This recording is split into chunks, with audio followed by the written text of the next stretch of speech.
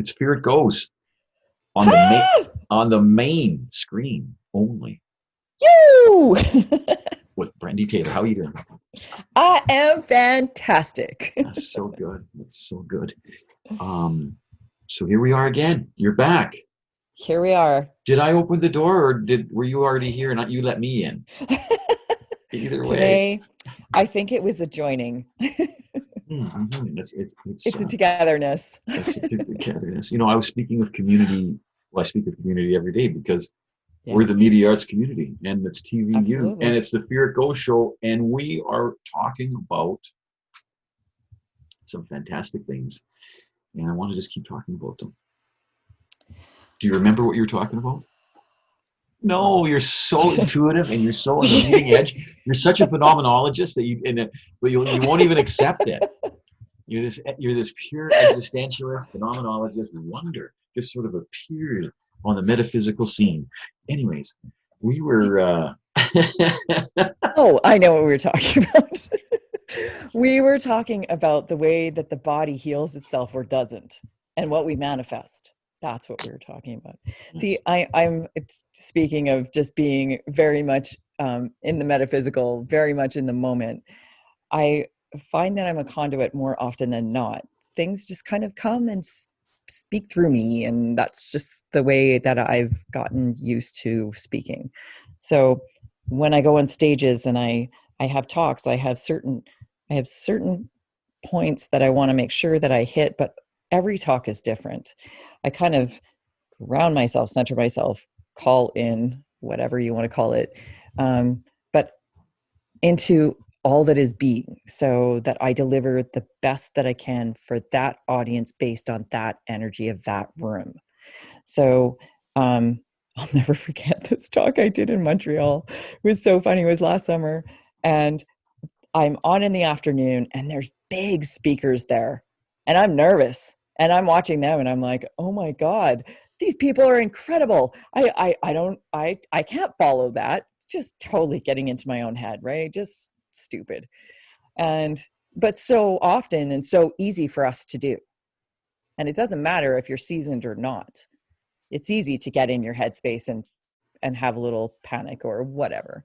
And I went, that's it. I'm just going to go meditate. And I sat in my car over lunch, and and then immediately the first thing that came through in the meditation was, why are you comparing yourself to other people?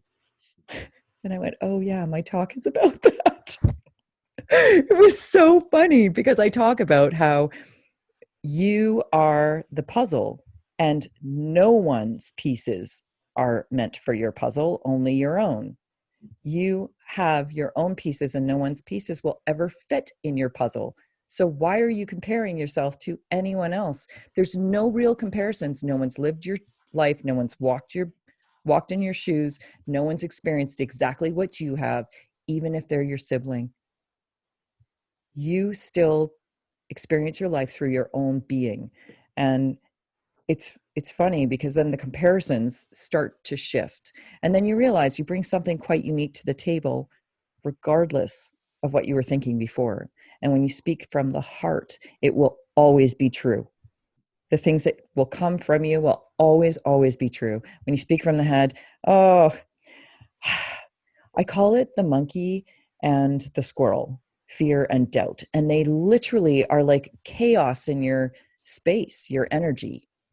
And you don't want to have chaotic energy. You want to have flowing, wonderful, awesome energetic being with you, with whatever you're delivering, whatever you're bringing out to the world. So you and I were talking about healing, and it's so funny because often I'm like, so in the moment, I'm like, what was I just saying? What were we talking about? Or, man, that was really good. I hope someone caught that because I know it was good, but I don't know what I said. But we were talking about healing. And I really do believe that we can heal anything in our bodies through our minds. Our minds are powerful tools which need to be trained so that we know what to do with them. And the more we understand how to utilize that tool, the more you're going to understand how much you really do control your life. And this included, so many people are experiencing the COVID-15 or the COVID-30 or whatever. I spoke to someone who gained 10 pounds every month through this thing. I'm just like, whoa, that's crazy. But there is an interesting thing that happens between mind and body when it comes to weight. Our weight is a protection. When we look at people who are carrying hundreds of extra pounds, you look at them and you often think that's emotional eating, right? It is emotional eating. It's a protection. It's a barrier against the rest of the world. So when we're carrying a fair amount of extra weight, what are we protecting ourselves from? It's a mindset. Weight is a mindset. And I know there's so many people that'll say, but I have this condition, my condition. Guess what? Your brain wants to hold on to my this, my that. And if you say weight loss, the first thing that comes to anyone's mind when they say loss is what? I need to find that. I need to gain that back. And trust me, your brain wants to hold on like no one's business. So it will continue to feed your body what it needs to keep it. So if I say, I want to lose this weight, never use those words. Never, never, never. Start saying, I want to drop the weight. I want to release the weight. I want to shed the weight. I want to whatever, shred the weight, whatever. But you don't ever want to lose it. Because if you drop the weight, it's not a big deal. You don't have to pick it up. I'm going to drop it in the garbage can. I'm going to release it. If I'm releasing, I'm never looking to regain. Right? Our minds are powerful tools. And if you know how to use it, you will be amazed at what your body can do. That's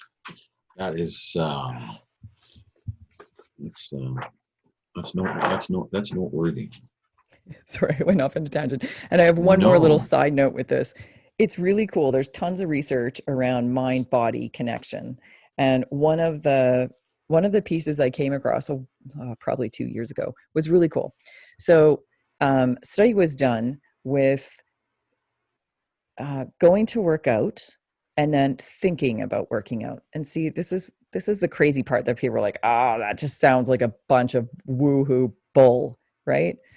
If I think about my muscle getting lean and strong, and I'm doing this daily, and I'm doing this actively, mentally, continuously thinking about how my body is strong and my body is this, but I'm like, let's say I'm thinking about my, my triceps or my biceps or whatever. And I do this for a period of time. I am literally going to build muscle, even though I haven't touched a weight. Because the mind is feeding the body what it needs. So my brain is telling my muscle to build. The brain is continuously telling the muscle to build if I just keep thinking this and keep thinking this. And same goes when it comes to healing. I'm healing faster. I'm like my whatever it is. Let's say you have let's say you've had a surgery. Actually, I talked to a woman about this with her daughter. I said, have your daughter like meditate on this, think on this 10, 15 minutes a day, every day, about how healthy she is, how that knee, for her, it was a knee, that her knee is functioning perfectly, and that all the tendons and ligaments are all supporting, and that everything is doing what it's supposed to do, because the body knows what to do, and you will heal faster. And literally she went into her doctor, and her doctor's like, I don't know what you're doing, but you are 6 weeks ahead of schedule on your rehab. Keep doing it. Your brain doesn't know the difference between truth and lie when it comes to your subconscious. So be smart how you feed it and what you're telling it. Sorry, I'm done with my tangent. Actually, I'm not sorry. I hope you all enjoyed that. And my, where my thoughts were, I wanted to stop several places along the line, but I'm glad I didn't. I'm interested in the discussion of subconscious mind. Now, you're proposing that by inserting intent intentful spoken Yep. thought into my mind, hoping that it's absorbed into my subconscious, will interact in some way, almost in a all these principles of quantum mechanics that are coming. Right. It's happening in my mind, so now it happens in reality. These Right. things are being demonstrated in quantum physics to Right. exist. Yep. So that then speaks to couple mind, family mind, street mind, neighborhood mind, city mind. Yep. That's entanglement. And Quantum entanglement is so cool. so then is obviously, like you said, so what's getting dropped in, and where's this dropping in happening, and who's doing the dropping in? Is it just random, and we're just, because these kind of things can get into this collective subconscious and have manifestation, even affect ourselves, But you don't you know? think that's what COVID is right now? It's a collective mindset around something very scary. And when we're in fear, what are we doing? Perpetuating. Again, I often think of energetic levels, fear, and vibrationally, and what we're emitting and what we're attracting back. Magnets, we are likes attracting likes. That's literally laws of attraction. And when you think of laws of attraction, when I first started learning about laws of attraction, I didn't really kind of put the two together. I didn't really understand that, yeah, okay, so you're drawing this to you. What does that mean? Oh, I have to be happy, right? Mm-hmm. It's not like that. Think of two magnets. If I am constantly thinking in fear and I'm thinking, I don't want to get this virus, I don't want to get this virus, I'm drawing this virus right to me, and it's a collective energy. I'm telling you, I'm never going to get this virus. And if I do, I'm asymptomatic. I will never, ever present symptoms. It will never affect me. I will never get this. I am absolutely certain of Okay, that. so that's the demonstration of the principle with something that's negative. Right. And now let's demonstrate positive. Let It's not even an experiment. It's Yeah. a it's an exercise. It's not even an act of faith. It's a demonstration of knowledge. Yep. So let's drop something into the Hey, you collective want an subconscious. example? Okay, this was actually really funny, but and so interesting. And this was before I started doing, like, really getting this, really understanding how it worked. But I was looking for a place, and it was before I found this one. I was looking for a place, and I'd literally been to, oh, I don't know how many I had looked at so many different properties and totally didn't like any of them. And I went, okay, I'm going to find a place and be signed off by Friday. And this was like Sunday. Okay, so I gave myself a week, which was not much time, but I'm like, I'm totally putting it out there. This is what I want. And I didn't even think about it after that. And I was like, literally, I don't know. I just still actively looking, but not really super concerned about it either. I just put it out there. I want it by Friday. And I'm not kidding. Within a day, I find this place, I see it, I phone on it. They had not even listed it 5 minutes from the time that I saw it. I was the first person to see it, and I took it. It was exactly what I wanted. It was exactly what I needed. And I literally signed off the papers that Friday, which, again, none of that clicked at the time because I wasn't really, really aware. This was a few years back, but I wasn't really aware yet of what I'd done. But there's massive power in not only your intent, but the ability to be able to draw it to you and how you do that. And it's funny because I love Esther Hicks, Esther and Jerry Hicks, and they Abraham is like the thing that feeds through her, whatever. But she Mm-hmm. talks about laws of attraction. And I can't tell you how many videos I've watched and books I've read, and nothing was clicking. Like, I was like, yeah, but I have to be happy. It wasn't resonating. I didn't get it. And then finally I got it. And I went, oh, oh, oh my God. And it was really such an exciting moment when I figured it out. So, I've been talking, it's interesting that you went there. I've been talking um, in my personal conversations with people about this exact thing. Yeah. Now, so it's easy to think of the universe that, in general, we insert ourselves into the creative flux or submaterial or breath or spirit, whatever, however people want to Yep. Yep. understand Part it. of the consciousness. And we do that, and things Right. generally work in our favor, right? But when these kind of specific things happen, Mm-hmm. it speaks to me of personality. This creative, unconscious, divine substance that everyone seems to be coming to agree to has a personality. To me, when when you Has a ask and sense of do humor that, too. since it, do you know what I mean? It's a challenging precept, to walk in this spoken expectation, uh, literally moment by moment walking into unknown. If that's how I feel. If I'm not the one stepping constantly into the unknown, Right. I've set down that mantle or that anointing or that setting apart of me as part of the human species, and someone Right.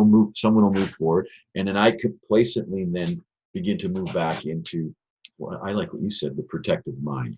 I've come Mm-hmm. far enough, and now I'm going to protect what I got. Right? Is that fair or no? Well, speaking of the protective mind, so protective mind is fear, right? It's the primitive mind. It's the way that we maneuver through this world, right? So our conscious state is really in one of two places. We're either working out of the protective or the primitive mind, and it manifests in a million different ways, or we're working in a very creative space. And when you get into the zone, okay, so when people talk about in the zone, there's no sense of time. Time is relative. It's very relative. And this is what I've discovered in meditation. And this is what I've discovered when I've had really profound moments, where days will pass and it feels like minutes, or vice versa. Minutes pass and it feels like hours. When you're in the zone, though, there is no time. You're just so in the creative moment. And that's us in our greatest power when we're in that zone. And when we're not, we're in the protective mind, right? So the protective mind works very, very much like this. I know this, therefore I can predict what's coming and protect you. That's the brain's function. Mm. If I can protect you, you're going to live a long life. It's part of our evolutionary process. That's why we're still here. That's why we're the top end of the food chain, right? How lucky for us. However, if that mind is the thing that's ruling you, it will also keep you from asking for that raise, rocking the boat, stepping into the unknown, right? Because unknown means unpredictable. Unpredictable means I can't keep you safe. So see where there's a conflict between the two minds, right? And we wonder why we often have this cognitive dissonance where, I really want this, but I keep getting pulled back into patterns or behaviors or actions that don't serve what I'm looking to achieve. Why is that? Because you literally have these two minds working against each other. One says, but I know this, I can protect you here. We're familiar with this. This is our belief systems.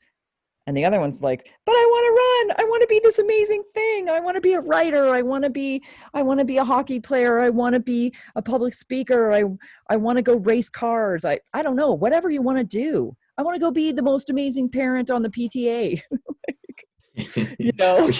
Hey. Whatever it is you want to do. I want to go be the CEO of a company. But then the mind goes, but that's scary. I don't know that space. Mm. That's the monkey and the squirrel, right?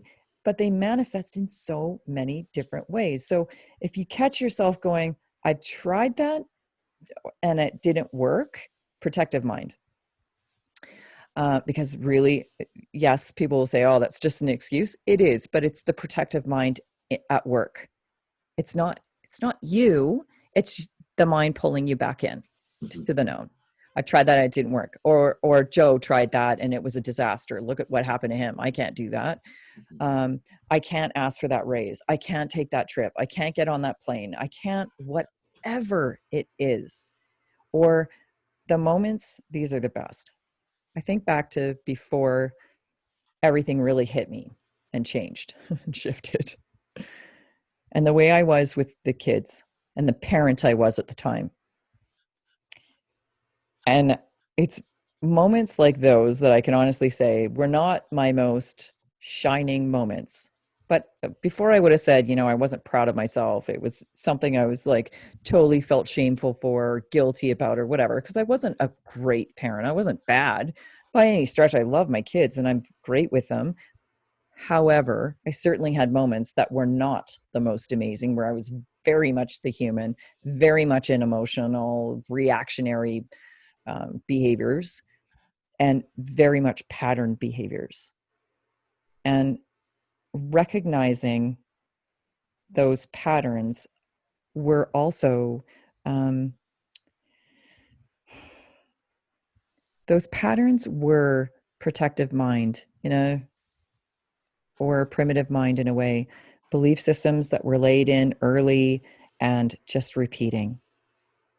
And it took awareness and me going, wow, I can do something different here. And not just thinking I can do something different here, but not being so hard on myself and judging myself when I have moments that are not perfect.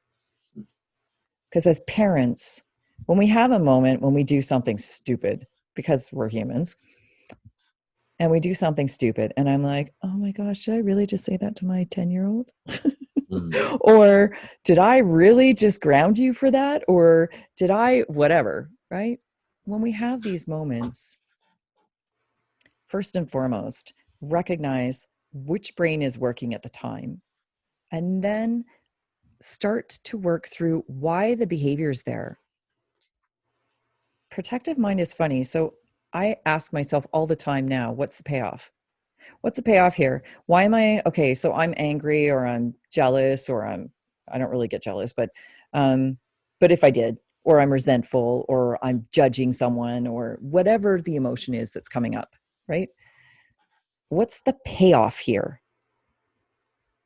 If I recognize what the payoff is, I understand how I can change it.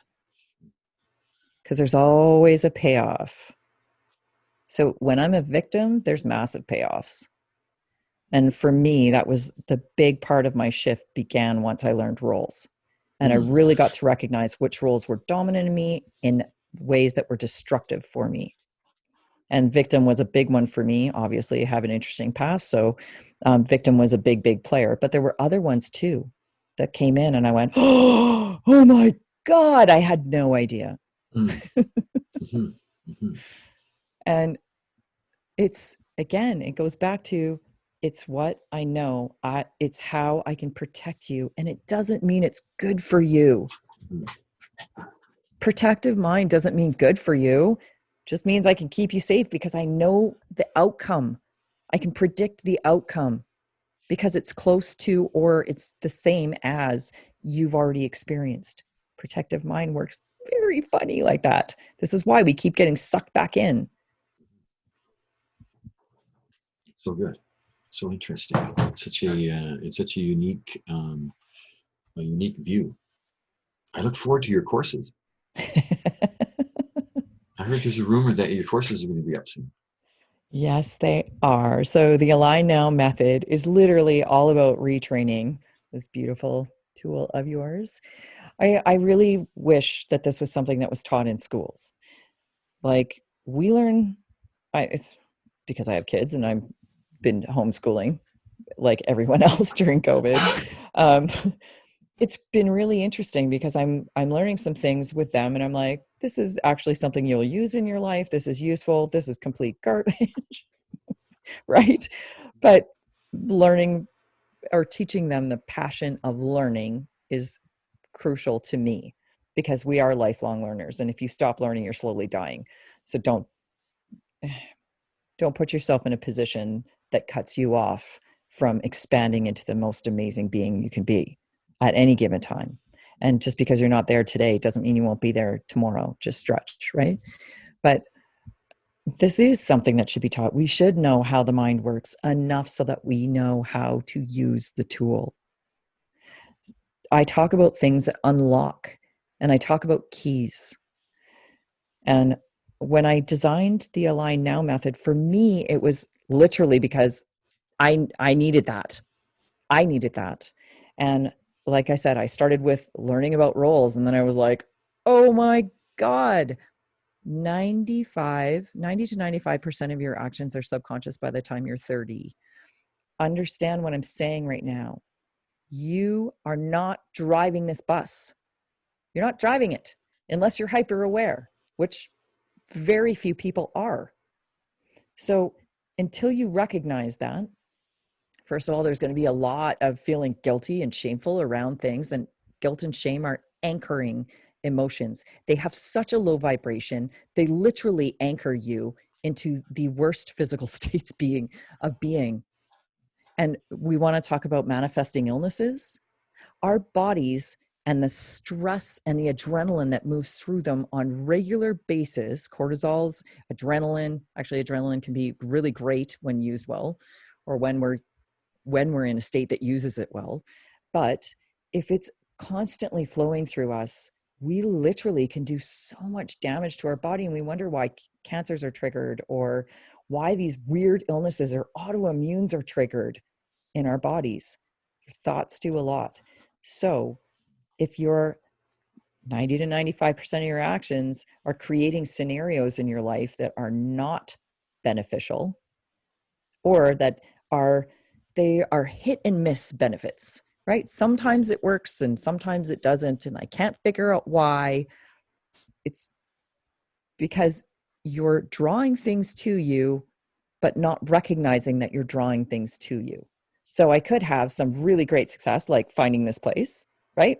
Great success. Had no idea how I did it, had no idea why it happened. Just thought, I asked the universe. Mhm. Until you really get to understand how things work. But there are keys into us too. And I think that things happen a lot faster, and we can absolutely hack through um, our minds and the process and how fast we process things and how fast we get results um, by tweaking a few things. So like I'm a huge believer in meditation, and people say this all the time. I can't meditate. My mind is too busy. When I was 20, I had the most hilarious encounter with a woman on a beach in California. So she's a palm reader.